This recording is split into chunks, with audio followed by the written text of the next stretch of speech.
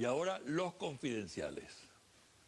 Según informaciones procedentes del campo de la oposición, Leopoldo López se siente frustrado, no solo por el lamentable papel que hizo en las primarias de la oposición, sino por las consecuencias del pacto que realizó con Capriles para apoyarlo en el mencionado evento.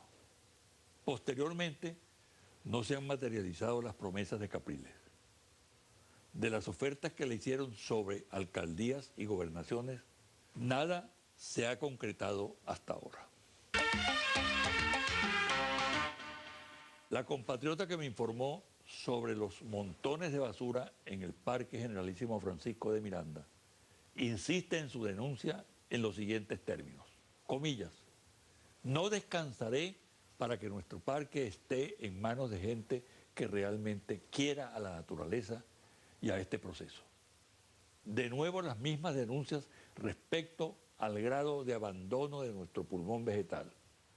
Sigue la basura abarrotada a la entrada de la autopista hacia la vía de la Casona.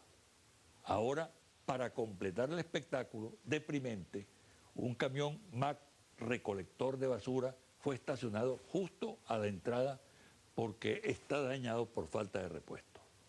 Dígame a quién acudo, cierra comillas. Sugiero que lo haga ante el Ministerio del Ambiente, que es el que se encarga del mantenimiento del parque, y la alcaldía del municipio de Sucre, que le corresponde todo lo que es el perímetro externo del mismo. Recibo información sobre algo que estaría ocurriendo en el Banco Industrial de Venezuela. Repito, es una información proveniente de ese instituto. Un fraude millonario que abarca clonación de tarjetas de débito y alimentación, según el denunciante.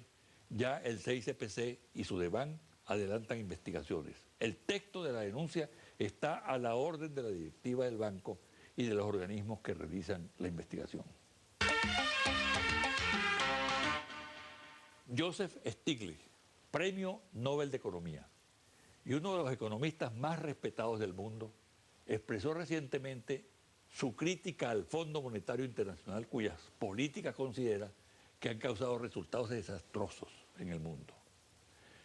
En forma tajante expresó lo siguiente, comillas, en los años 90 fue el Fondo Monetario Internacional el que guió a Argentina a aplicar las políticas de austeridad con resultados funestos. En la zona euro no aprendieron la lección.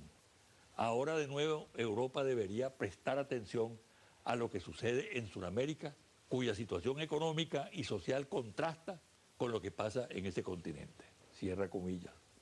No hay duda que la lección no la aprendieron los gobiernos europeos y tampoco algunos gobiernos de la región y sectores que desde la oposición promueven políticas fracasadas del Fondo Monetario Internacional.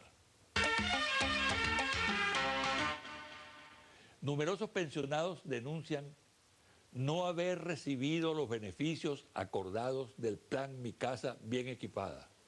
Los afectados concurren al Banco del Pueblo y a otras dependencias oficiales y no les dan explicación alguna.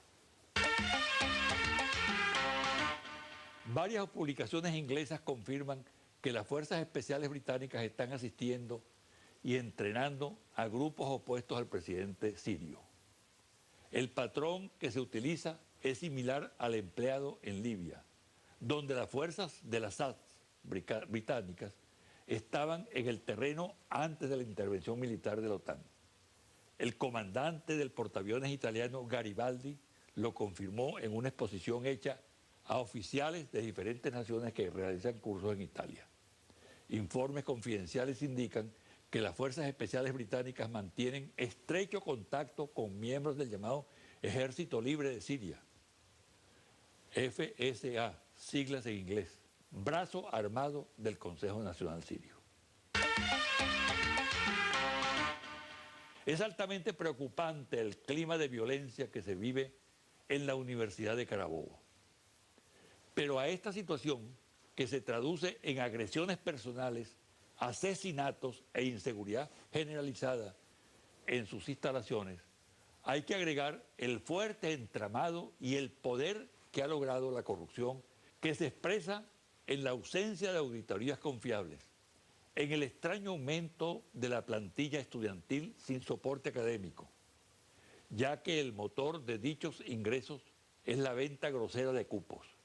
En este aspecto, el reparto se hace entre operadores de bandas armadas, profesores y autoridades.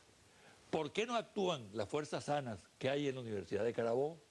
Y si no es así, ¿quién le pone el cascabel al gato?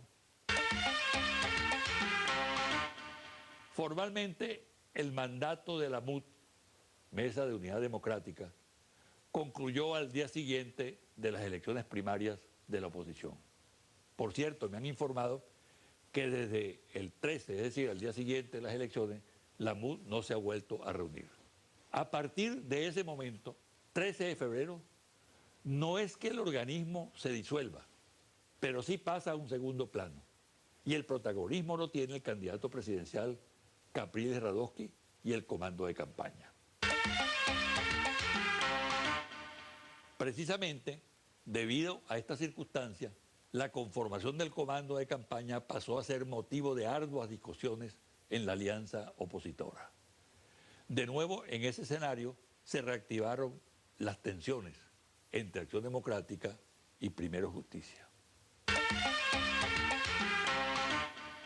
Acción Democrática insiste en una estructura cerrada del organismo que va a dirigir la campaña, privilegiando la participación partidista en la que Ramos Ayub reclama posiciones claves, mientras que Primero Justicia auspicia una apertura y sugiere, por ejemplo, que Eduardo Fernández integre el organismo.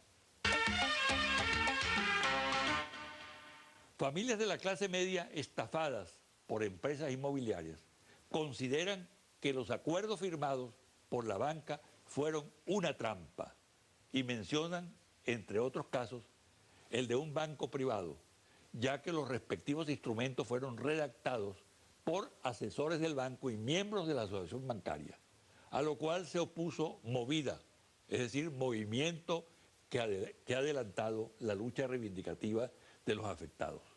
Hay la negativa de la banca a culminar más de 200.000 unidades habitacionales. Hay lentitud en la construcción y diversas maniobras para dar cumplimiento a los compromisos contraídos.